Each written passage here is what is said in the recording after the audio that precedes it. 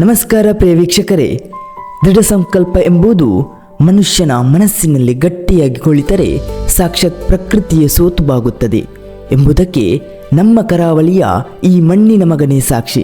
ಇವತ್ತು ನಾವು ಮಾತನಾಡುತ್ತಿರುವುದು ಒಬ್ಬ ಅಕ್ಷರಸ್ಥ ಇಂಜಿನಿಯರ್ ಮಾಡಲಾಗದ ಸಾಧನೆಯನ್ನು ಕೇವಲ ಹಠ ಮತ್ತು ಮಣ್ಣಿನ ಮೇಲಿನ ಪ್ರೀತಿಯಿಂದ ಮಾಡಿ ತೋರಿಸಿದ ಅಮರಚೇತನದ ಬಗ್ಗೆ.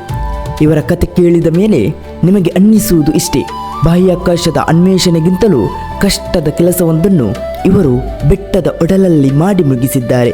ಬನ್ನಿ, ತನ್ನ ಬದುಕಿನ ಅರ್ಧ ಭಾಗವನ್ನೇ ಕತ್ತಲ ಸುರಂಗದೊಳಗೆ ಕಳೆದು ಅಂತಿಮವಾಗಿ ಇಡೀ ಬಂಜರು ಭೂಮಿಯನ್ನು ಹಸಿರಾಗಿಸಿದ ಟನಲ್ ಮ್ಯಾನ್ ಅಮೈ ಮಹಾಲಿಂಗ ನಾಯ್ಕ್ ಅವರ ರೋಚಕ ಬದುಕಿನ ಪಯಣದ ಬಗ್ಗೆ ಸಾಕ್ಷಿಯಾಗೋಣ.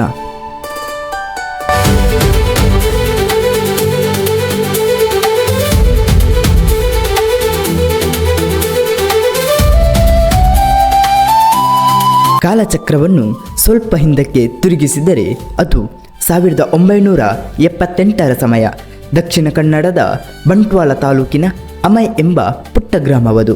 ಅಲ್ಲಿನ ಕಲ್ಲಿನ ಬೆಟ್ಟಗಳ ಮೇಲೆ ಕೃಷಿ ಮಾಡುವುದು ಅಂದು ಅಸಾಧ್ಯದ ಮಾತಾಗಿತ್ತು.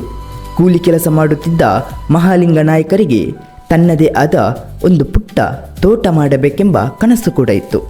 ಆದರೆ ಆ ಬೆಟ್ಟದ ಮೇಲಿನ ಒಣ ಭೂಮಿಯಲ್ಲಿ ನೀರಿಲ್ಲದೆ ಗಿಡ ಬೆಳೆಸುವುದು ಹೇಗೆ? ಬಾವಿ ತೋಡಲು ಹಣವಿಲ್ಲ, ಬೋರ್ವೆಲ್ ಕೊರೆಯಲು ಆಧಾರವಿಲ್ಲ. ಆಗ ಅವರಿಗೆ ನೆನಪಾಗಿದ್ದು ಹಿರಿಯರು ಹೇಳಿಕೊಟ್ಟಂತಹ ಆ ಹಳೆಯ ಸುರಂಗ ಪದ್ಧತಿ. ಕೈಯಲ್ಲಿ ಒಂದು ಸಣ್ಣ ಗುದ್ದಲಿ ಹಿಡಿದು ಅವರೇ ಬೆಟ್ಟ ಕೊರೆಯಲು ಆರಂಭಿಸಿದಾಗ ಇಡೀ ಗ್ರಾಮಸ್ಥರಲ್ಲಿ ಆಶ್ಚರ್ಯ ಮತ್ತು ಆಕ್ರೋಶ ಒಟ್ಟಿಗೆ ಮನೆ ಮಾಡಿತ್ತು. ನೀರಿಲ್ಲದ ಬೆಟ್ಟದಲ್ಲಿ ಸುರಂಗ ತೋಡಲು ಈತನಿಗೇನು ಹುಚ್ಚೆ ಎಂದು ಜನರು ಆಡಿಕೊಂಡರು. ಈತನ ಪ್ರಯತ್ನ ವ್ಯರ್ಥವೆಂದು ಮೂದಲಿಸಿದರು.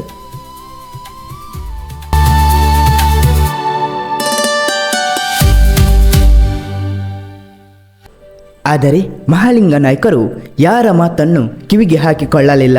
ಪ್ರತಿದಿನ ಕೂಲಿ ಕೆಲಸ ಮುಗಿಸಿ ಬಂದ ಮೇಲೆ ರಾತ್ರಿ ಇಡೀ ಕತ್ತಲೆಯ ಸುರಂಗದೊಳಗೆ ಏಕಾಂಗಿಯಾಗಿ ಬೆಟ್ಟ ಕೊರೆಯುತ್ತಿದ್ದರು. ನಾಯಕರು ಒಂದಾದ ಮೇಲೆ ಒಂದರಂತೆ 5 ಸುರಂಗಗಳನ್ನು ತೋಡಿದರೂ ಭೂಮಿ ತಾಯಿ ನೀರು ಬಿಟ್ಟುಕೊಡಲಿಲ್ಲ. ಸತತ ಸೋಲುಗಳು ಯಾವುದೇ ಮನುಷ್ಯನ ಬೆನ್ನ ಮೂಲೆ ಮುರಿಯಬಲ್ಲುದು. ಆದರೆ ಇವರ ಹಠ ಮಾತ್ರ ಕಲ್ಲಿಗಿಂತಲೂ ಗಟ್ಟಿಯಾಗಿತ್ತು.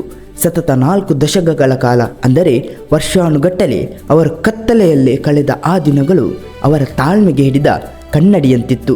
ಗ್ರಾಮಸ್ಥರ ವ್ಯಂಗ್ಯದ ನಗು ಇವರ ಶ್ರಮದ ಮುಂದೆ ದಿನ ಕಳೆದಂತೆ ಮಂಕಾಗತೊಡಗಿತ್ತು.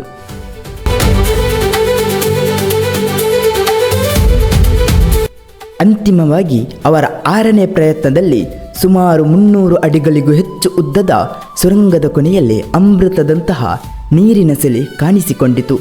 ಆ ಒಂದು ನೀರಿನ ಹನಿ ಇವರ ದಶಕಗಳ ಕಾಯುವಿಕೆಗೆ ಸಿಕ್ಕ ಮಹಾಪ್ರಸಾದವಾಗಿತ್ತು. ನಂತರ ಅವರು ಅಲ್ಲಿಗೆ ನಿಲ್ಲಲಿಲ್ಲ. ಹನಿ ಹನಿ ನೀರನ್ನು ಉಳಿಸಲು ಗುಡ್ಡದ ಮೇಲೆ ಕೃತಕ ಕೆರೆಗಳನ್ನು ನಿರ್ಮಿಸಿದರು. ಬಂಜರು ಭೂಮಿಯಲ್ಲಿ ಅಡಿಕೆ, ತೆಂಗು ಮತ್ತು ಬಾಳೆ ಗಿಡಗಳನ್ನು ನೆಟ್ಟು ಅವರು ನಂದನವನ್ನಾಗಿ ಮಾಡಿದರು. ಇಂದು ಅವರ ತೋಟವನ್ನು ನೋಡಿದರೆ ಯಾರಿಗೂ ಅಚ್ಚರಿಯಾಗದಿರಬಹುದು. ಒಬ್ಬ ವ್ಯಕ್ತಿ ಸರ್ಕಾರದಿಂದ 1 ರೂಪಾಯಿ ಸಹಾಯವನ್ನು ಪಡೆಯದೆ ಕೇವಲ ತನ್ನ ಬಾಹುಬಲದಿಂದ ಇಷ್ಟೆಲ್ಲ ಮಾಡಲು ಸಾಧ್ಯವೇ ಎಂಬ ಪ್ರಶ್ನೆ ಕಾಡುವುದು ಸಹಜ. ಅಂದು ಹುಚ್ಚ ಎಂದು ಕರೆದವರು ಇಂದು ಅವರ ಮುಂದೆ ತಲೆಬಾಗಿ ನಿಲ್ಲುತ್ತಿದ್ದಾರೆ.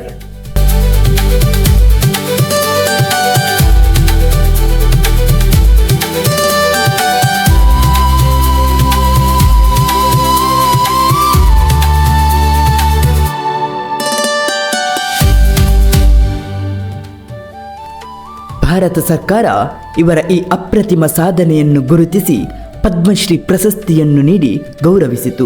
ಬರಿಗಾಲಿನಲ್ಲಿ ರಾಷ್ಟ್ರಪತಿ ಭವನದೊಳಗೆ ನಡೆದು ಹೋಗಿ ಪ್ರಶಸ್ತಿಯನ್ನು ಸ್ವೀಕರಿಸಿದ ಈ ಮುಗ್ಧ ಜೀವ ಇಡೀ ಜಗತ್ತಿಗೆ ಒಂದು ಸಂದೇಶ ನೀಡಿದೆ. ಅಚಲವಾದ ಶ್ರಮವಿದ್ದರೆ ಬೆಟ್ಟವೂ ಬಾಗುತ್ತದೆ. ಸೋಲುಗಳು ದಾರಿಯ ಕಲ್ಲುಗಳೇ ಹೊರತು ಬದುಕಿನ ಅಂತ್ಯವಲ್ಲ ಎಂಬ ಸತ್ಯವನ್ನು ಮಹಾಲಿಂಗ ನಾಯ್ಕರು ಸಾರಿ ಸಾರಿ ಹೇಳಿದ್ದಾರೆ. ಇಂದು ಅವರ ಆ ಸುರಂಗದಿಂದ ಬರುವ ಪ್ರತಿ ಹನಿ ನೀರು ಕೂಡ ಕೇವಲ ತೋಟವನ್ನು ಅಷ್ಟೇ ಅಲ್ಲ, ನಂಬಿಕೆ ಮತ್ತು ಶ್ರಮವನ್ನು ನಂಬಿದಂತಹ ಪ್ರತಿಯೊಬ್ಬನ ಮನಸ್ಸನ್ನು ತಣಿಸುತ್ತಿದೆ. ಇಂತಹ ಕುತೂಹಲಕಾರಿ ವಿಷಯಗಳೊಂದಿಗೆ ನಾವು ಮತ್ತೆ ಭೇಟಿಯಾಗೋಣ. ವಿಡಿಯೋ ಇಷ್ಟವಾದರೆ ಲೈಕ್ ಮಾಡಿ, ಶೇರ್ ಮಾಡಿ, ಸಬ್ಸ್ಕ್ರೈಬ್ ಮಾಡೋದನ್ನು ಮರೆಯಬೇಡಿ.